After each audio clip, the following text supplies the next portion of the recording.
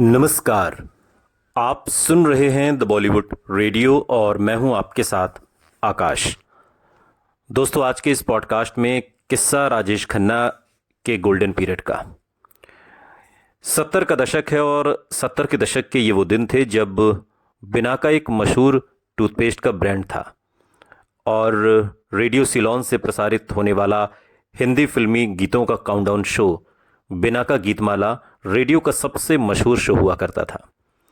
जो लोग उस दौर के हैं जो हमें सुन रहे हैं, शायद वो इस बात से कनेक्ट कर सकें खुद को। और जाने माने होस्ट करते थे इसे, अमीन सयानी इसके होस्ट थे। राजेश खन्ना के जादू से ये शो भी उन दिनों अछूता नहीं था। जिस समय उनका सुपरस्टारडम चरम पर था, अक्सर टॉप 5 में से एक दो गाने राजेश खन्ना की फिल्मों के होने लगे थे।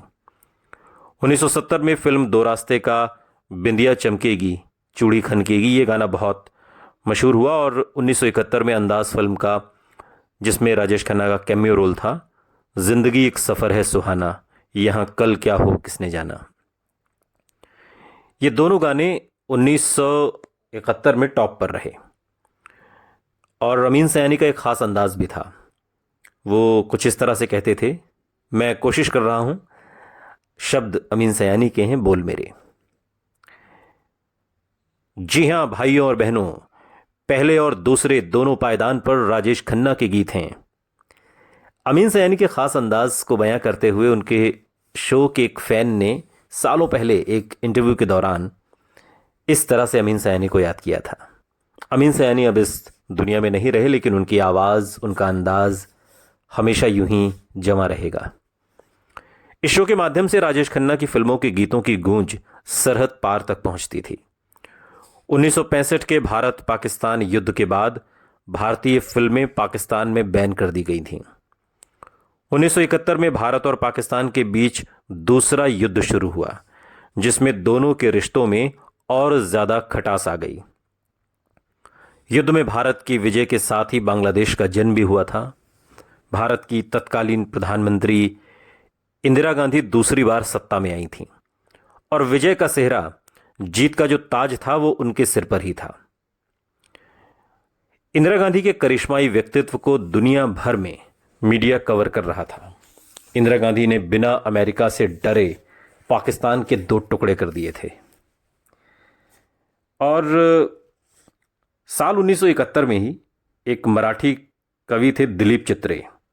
उन्होंने राजेश खन्ना की कामयाबी को परिभाषित करते हुए, उनके बारे में लिखते हुए एक आर्टिकल में लिखा कि अगर भारत में कोई ऐसा व्यक्ति है जिसका आकर्षण देश की प्रधानमंत्री इंदिरा गांधी से भी ज्यादा है, तो वो राजेश खन्ना है।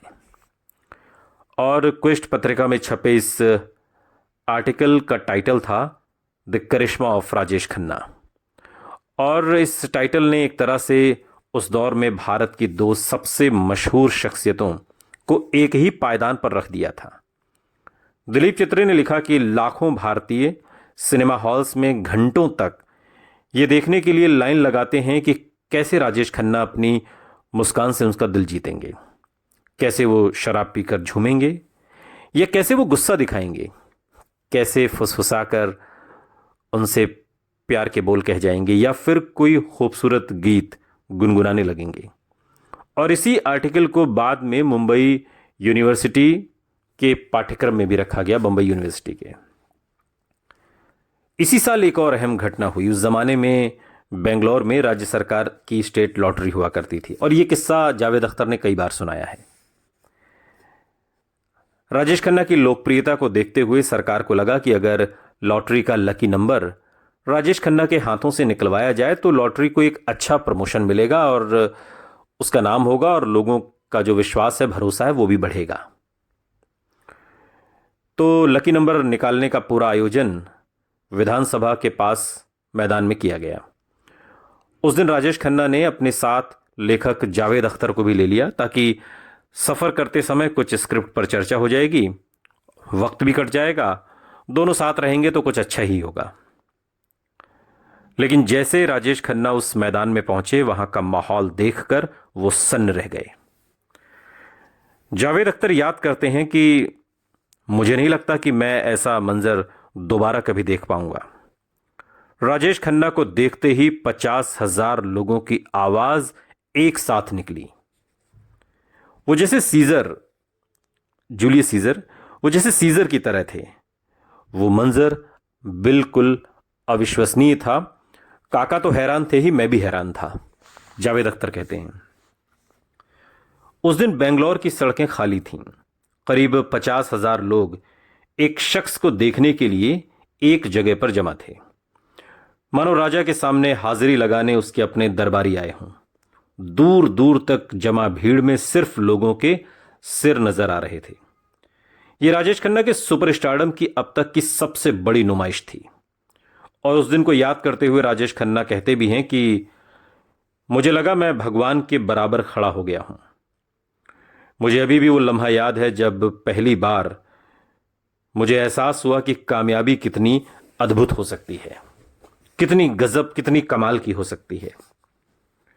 ये आपको हिलाकर रख देती है जैसे आप इंसान हैं ही नहीं। और ये अंदाज फिल्म के फौरन बाद हुआ था। बेंगलोर की विधानसभा में लॉटरी ड्रॉ था। मुझे याद है कि 10 मील तक सिर्फ लोगों के सिर के अलावा कुछ नजर ही नहीं आ रहा था, और इतने लोगों की आवाज एक साथ गूंज रही थी, और ऐसा लग रहा था जैसे पुराने रोमन साम्राज्य का कोई स्टेडियम हो। वो मंजर देखकर मैं, जावेद अख्तर भी मेरे साथ थे, मैं बच्चों की तरह रो पड़ा था।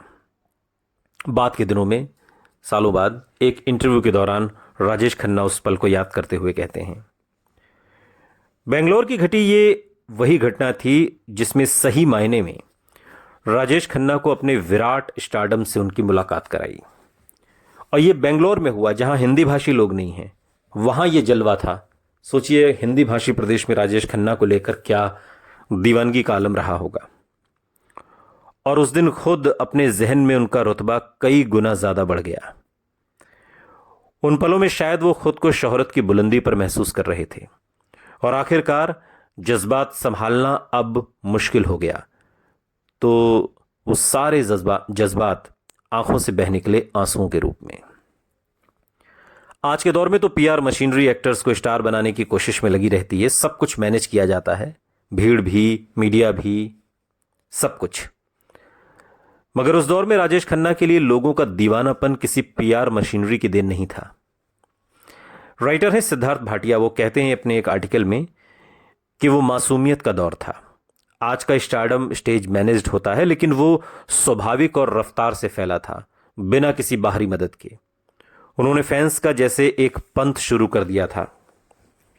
यह शायद सच था, क्योंकि जिन लड़कियों ने उन्हें अपने खून से खत लिखे थे, वो किसी ब्रेकिंग न्यूज के लिए स्टंट नहीं कर रही थी आज की तरह। अगर आज के दौर में ऐसा होता तो ये पूरा दीवानापन जैसे किसी सामूहिक सम्मोहन की तरह था।